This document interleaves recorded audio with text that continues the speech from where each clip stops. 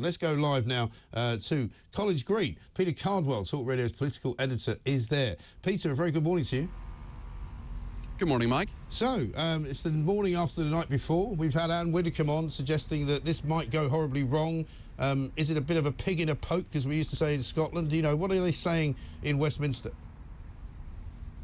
I don't think Anne Widdecombe's right. I think that Westminster will accept this. We've got a joint article in the Daily Telegraph today by the three former Brexit secretaries, Dominic Raab, David Davis and Steve Barclay, who are all very happy about this and think that it's a good deal. I think the real problems might come not here in Westminster, but in Northern Ireland. Rishi Sunak is there at the moment. He's at, or was this morning, at a Coca-Cola factory. He said previously he's a Coke addict. That's Coca-Cola rather than anything else before you get in touch. And he has said that this will work for Northern Ireland. Now, the question is whether the Democratic Unionists agree with him. They're looking at this in depth. We've had a number of their members, including Sammy Wilson, the Chief Whip. He's an MP here in Westminster behind me as well, and also Ian Paisley Jr., another MP, who've expressed doubts about this so far and said that it may not get up to their standards, their 7 tests that they have across. But certainly in Westminster, the consensus, and from a number of MPs I've been speaking to over the last 24 hours, is that this is something they can work with. This is the best they're going to get. And whilst there are still problems, obviously, things like the European Court of Justice still having some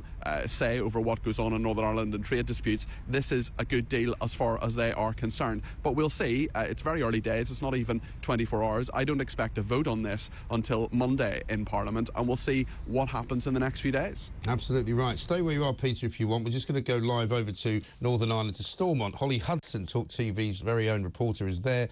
Holly, good morning. We've seen Rishi Sunak at the Coca-Cola factory.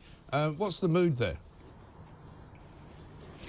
The mood is generally positive here, Mike, but the big sell is now on for Rishi Sunak, isn't it? As you say, he was at a Coca-Cola factory. He's here in Belfast trying to drum up support for the Windsor framework, which he's branded a new chapter for Northern Ireland, a big step forward and a decisive breakthrough. But the big question is whether it's enough to break the political deadlock here at Stormont behind me and restore government. That's the ultimate prize. That's ultimately what he wants and ultimately what the majority of people here in Northern Ireland want. But to do that, he needs the backing, the buy-in of the DUP. They're currently, as we know, of course, boycotting the power sharing arrangements here in protest at the current protocol, the current post-Brexit trade arrangements, because of the differences they see that it creates between mainland Britain and the rest of Northern Ireland. For Unionists, of course, any difference is a big no-no, and this is what it'll be about for them now. This is what they will be scrutinising. They say they need time to study this deal. It'll be what about didn't exist before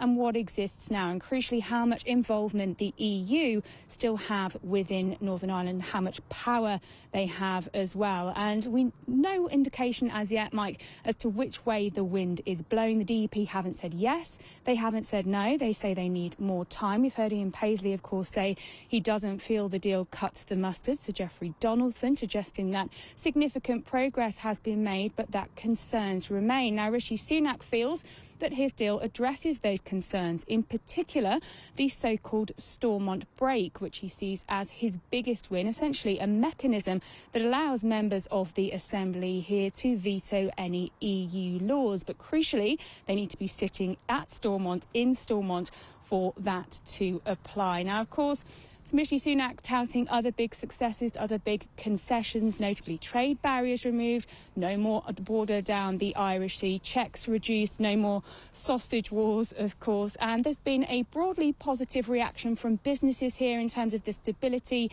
and certainty that that creates, although they do say the devil will be in the detail. But what businesses make of it, Mike, is just one element, one part of this. Of course, the majority of people here in Northern Ireland, as I say, simply want government to return. Since the election last year, Michelle O'Neill has been the first nationalist minister in waiting now for nearly a year, and she's called on the DUP to return to Stormont and to fill that political vacuum as the Good Friday anniversary of the Good Friday Agreement approaches. We're still being told that peace is fragile here. So now the verdict of the DUP is what everyone is waiting for. Holly, thanks very much indeed. Holly Hudson reporting in from Stormont there. Peter Cardwell, just final one for you. The DUP is the key to this, isn't it? Because clearly if they can't get back to power sharing in Stormont, then the deal is no longer a deal. Well, it will still be a deal. It will still be enacted, certainly, but certainly some of the aspects of it, including the Stormont break, won't be able to be enacted, the thing that Holly was talking about there. So, yes, the real prize in this is getting Stormont back up and running, but in terms of Westminster, there seems to be a pretty warm response. I'll be talking to a number of MPs throughout the day. I'm just going to head in a minute and see who I can find. And certainly, I think that Stormont getting back would be the real prize for Rishi Sunak, especially as that 25th anniversary of the Belfast Agreement comes up. We're expecting perhaps President Biden to come in. I think the Clintons are probably going to be there as well. So we'll see exactly what happens. Yeah, I know, very exciting.